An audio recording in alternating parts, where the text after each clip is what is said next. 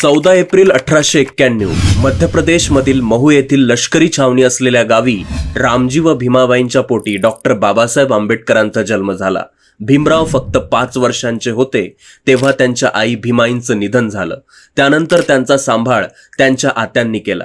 पुढे रामजींनी इसवी सन 1896च्या नोव्हेंबर महिन्यात सातारा येथील कॅम्प स्कूलमध्ये भीमरावांचं नाव दाखल केलं.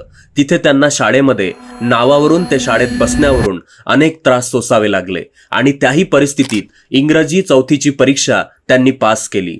पुढे मुंबईमध्ये असताना शिक्षक त्यांचा तिरस्कार करायचे, तरी त्या परिस्थितीत 18 तास अभ्यास करून 1907 मध्ये त्यांनी एल्फिन्स्टन हायस्कूलमध्ये मॅट्रिकची परीक्षा यशस्वीरित्या पास केली.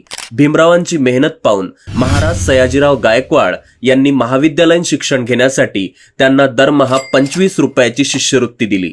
1912 मध्ये त्यांनी मुंबई विद्यापीठाची राज्यशास्त्र आणि अर्थशास्त्र विषय घेऊन BA ची पदवी संपादन केली.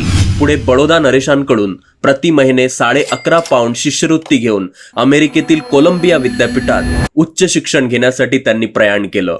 बाबासाहेब हे परदेशातून अर्थशास्त्रामध्ये डॉक्टरेट PhD पदवी घेणारे पहिले भारतीय होते.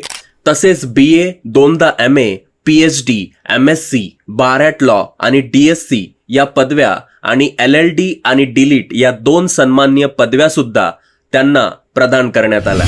अशा या उच्च विद्या विभूषित महामानवास सादर वंदन. जय भीम.